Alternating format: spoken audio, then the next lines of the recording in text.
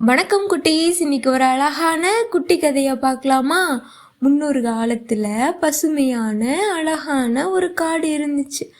ஆனால் அந்த காட்டில் ரொம்ப தண்ணீர் பஞ்சமாக இருந்துச்சு. அங்கே எல்லா விலங்குகளுக்கும் ரொம்ப நண்பனாக சின்ன சிங்கம் இருந்தான். அவன் பேர் லியோ. லியோ தினமும் ஆடுவான், பாடுவான், சிரிச்சுக்கிட்டே இருப்பான்.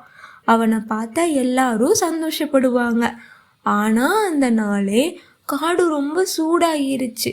முயலும் அணிலும் மானும் தண்ணி இல்லாமல் சோர்ந்து போயிட்டாங்க. கொஞ்சம் மேகம் வந்தால் நல்லா இருக்குன்னு முயல் வருத்தப்பட்டுச்சு. அதை கேட்ட லியோ மேலே வானத்தை பார்த்தான். வானத்தில் ஒரு சின்ன மேகம் தனியாக பறந்து போச்சு. லியோ குதிச்சு கூப்பிட்டான், ஹலோ மேகம், எங்கள் காட்டுக்கு உதவி பண்ண முடியுமா அப்படின்னு. மேகம் மெதுவாக கீழே வந்து ரொம்ப சோகமாக சொல்லுது, நான் ரொம்ப சின்ன மேகம் லியோ, நான் எப்படி உதவ முடியும் அப்படின்னு. லியோ அதுக்கு அழகா சிரிச்சுக்கிட்டே சொல்கிறான், சின்னவங்க பெரிய செயலை செய்ய முடியாதுன்னு யார் சொன்னது? நீங்கள் எல்லாம் பெரிய மாய செய்ய முடியும், நான் உங்களை நம்புகிறேன் அப்படின்னு லியோ சொல்கிறான்.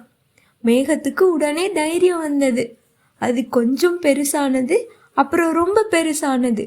அடுத்த நொடியில் சின்ன சின்ன மலைத்துளிகள் விழ ஆரம்பிச்சுது. யானை தண்ணீரில் விளையாடுது. பறவைகள் மலையில் பாடுறாங்க. அணில்கள் மரத்திலிருந்து மரத்துக்கு குதிக்கிறாங்க. காடு முழுவதும் ரொம்ப சந்தோஷமாக மாறிடுச்சு. மேகம் சொல்லுது, நன்றி லியோ, நீ என்னை நம்பியதால தான் நான் இதை செய்ய முடிஞ்சிச்சுன்னு. லியோ சிங்கம் சொல்கிறான், நம்பிக்கை இருந்தால் சின்னதாக இருந்தாலும் பெரியதை செய்ய முடியும்னு.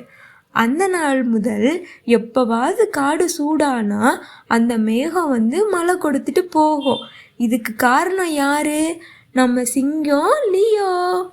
லியோ சிங்கம் சொல்கிறான், நம்பிக்கை இருந்தால் சின்னவங்களும் பெரிய மாயம் செய்ய முடியும் குட்டீஸ். அடுத்த ஒரு குட்டி கதையோட உங்களை நான் சந்திக்கிறேன். பாய் குட்டீஸ்.